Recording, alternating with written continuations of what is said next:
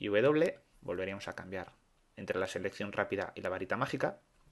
La siguiente herramienta en fotografía solo tiene uso el recortar, que es la C del término crop. Casi todas las palabras, el método abreviado es el término inglés, así que muchas veces si os aprendéis la palabra inglesa os va a salir solo el método abreviado.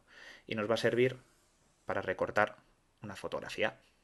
Por ejemplo, vamos a recortar esta foto así. Este sería el recortar. Luego las herramientas de medición o de medida, que es la tecla I, que sería tanto el cuentagotas, que sirve para seleccionar un color.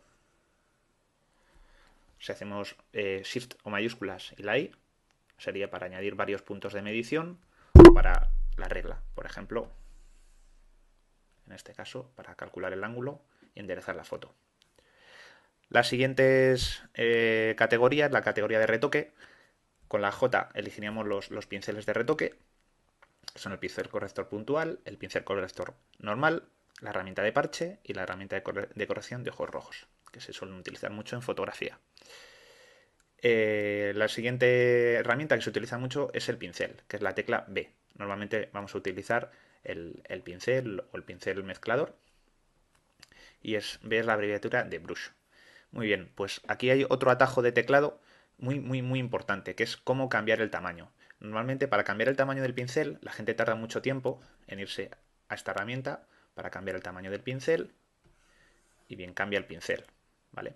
Voy a hacer control Z, deshacer, nuevo atajo como el de Windows, cualquier programa de Windows para deshacer, control Z.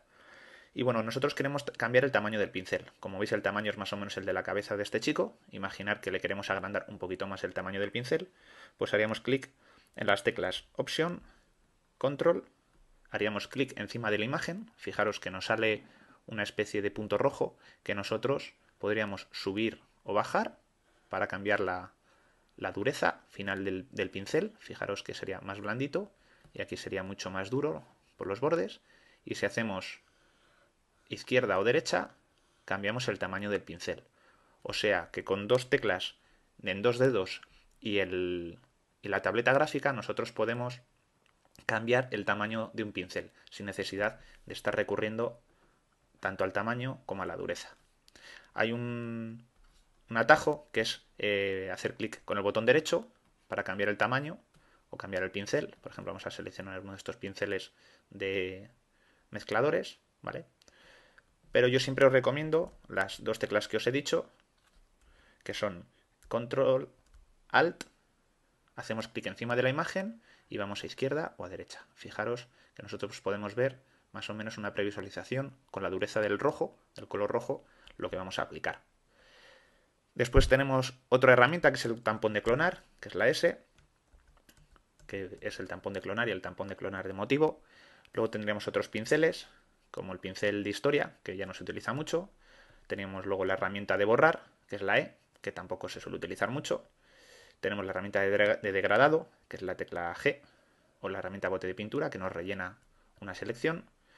Luego tenemos unas herramientas que no tienen acceso directo, que solo podemos llegar desde este panel, ya que se utilizan muy poco y son bastante destructivas y no recomendamos su uso, que son el de desenfocar, que lo que hace es que desenfoca la imagen, enfocar que hace lo contrario, y dedo, que lo que hace es arrastrar la imagen como si fuera una especie de pintura fresca. Después tenemos unas herramientas puramente fotográficas, que se llegan con la tecla O y que utilizaremos también en alguno de los talleres, como son herramientas sobre exponer, subexponer y esponja.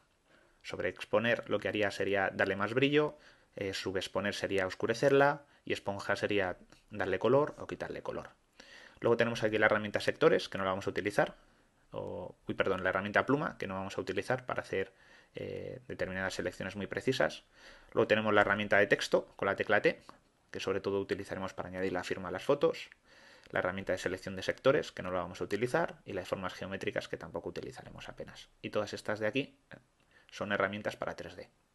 Veis aquí que tenemos la mano y el zoom. La mano, la tecla reservada es la H, pero yo siempre os recomiendo que utilicéis la tecla espacio, que os he recomendado antes, porque si utilizáis la tecla mano y queréis hacer una selección, luego tenéis que volver a pulsar la selección. Imaginaros que hacéis una selección, queréis mover la foto, tendréis que hacer clic encima de la mano y luego volver a la selección. Lo más fácil es pulsar espacio, y al soltarlo siempre vamos a tener la otra herramienta disponible. Luego tenemos el zoom.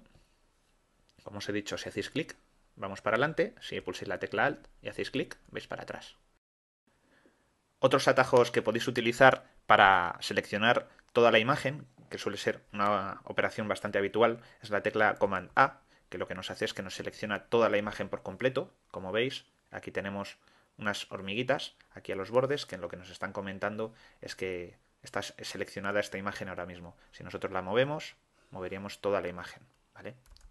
Si nosotros queremos hacer una deselección, o sea, quitar la selección que tengamos hecha, cualquiera, o si tenemos varias, simplemente es Command y la tecla D. A de seleccionar toda la selección, Command D de deseleccionar toda la selección. Veremos también que es especialmente útil el acceso a los canales de color. Una imagen está compuesta por varios canales. Esta imagen está compuesta en RGB, como habéis visto antes, y por ejemplo nosotros muchas veces necesitaremos ir al canal rojo, al verde o al azul de una forma específica. Bueno, pues con la tecla Command 3 podremos ir al rojo, con la tecla Command 4 al verde, con la tecla Command 5 al azul. Si se os olvidan los canales, los accesos directos, los tenéis aquí. Vais al panel de canales y veis aquí los accesos directos. Si queremos ver la imagen, como veis aquí, tenemos que hacer Command 2 y vemos la combinación de los tres canales RGB con Command 2. Normalmente se trabaja en capas en Photoshop para hacer trabajos no destructivos, para facilitar el trabajo en el futuro, y muchas veces nos surgen tareas rutinarias, como por ejemplo duplicar una capa. Duplicar una capa, simplemente lo que tenemos que hacer es Command J y nos duplica la capa que tengamos seleccionada. Veis que nos ha creado dos capas. Veremos en el futuro para qué sirven las capas y cómo utilizarlas, pero bueno, uno de los accesos directos es Command J para duplicarla. También tenemos otro acceso directo que es cómo podemos combinar esta capa con la de abajo, o sea, mezclarla, que sería Command E, que lo que haría es combinar la de arriba con la de abajo. Realmente es la misma, porque lo que ha hecho es poner la capa superior, la impreso en la inferior. Y también lo que tenemos que hacer muchas veces es cambiar la opacidad de una capa. Normalmente veréis que nada más abrir una imagen os aparece como fondo y está bloqueada, ya veréis por qué es esto. Pero si tenéis una capa normal, vais a poder cambiarle, por ejemplo, la opacidad, que es la transparencia que le aplicamos a cada capa. Bueno, pues simplemente haciendo clic encima de la capa y poniendo un número, por ejemplo 16, le damos un 16% de opacidad. Si le damos 55, le damos un 55% de opacidad.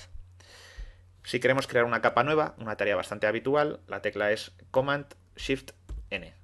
Nos crearía una capa nueva, aquí nos saldría el menú con las opciones, le daríamos OK y tendríamos una capa completamente nueva. También es posible que muchas veces tengamos un objeto en esta imagen. Por ejemplo, voy a pintar una circunferencia.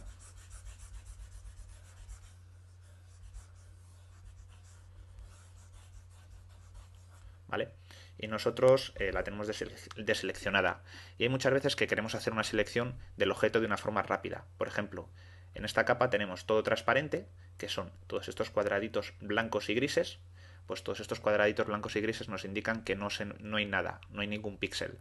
Y si os fijáis, hay zonas aquí donde, aunque haya cuadraditos blancos y grises, están como teñidos. Significa que tiene algo impreso, pero no con mucha opacidad. Entonces, la forma rápida de seleccionar objetos que son opacos es haciendo clic en la tecla de Command y haciendo clic encima de la capa. Manteniendo pulsada la tecla Command y haciendo clic en la capa, veréis que nos cambia el icono de la mano, nos pone un cuadradito con una selección y nos ha seleccionado esta circunferencia.